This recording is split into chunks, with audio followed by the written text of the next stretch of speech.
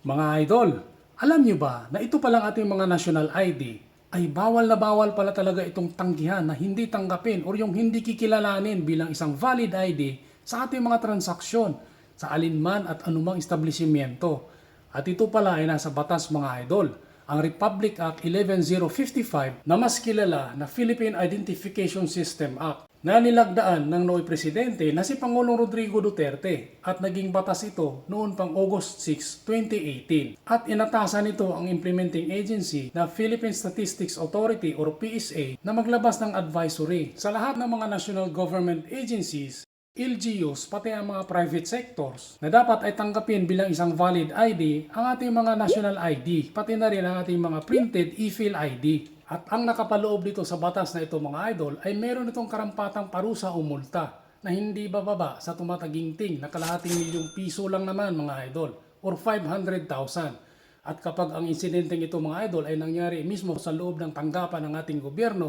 o ang sangkot dito ay kawanin ng ating gobyerno, ay may dagdag pa silang kaso mga idol na disqualification from holding public office or employment. So kung nakaranas ka ng mga ganito mga idol, i-report nyo lang sa mga number na nakikita nyo.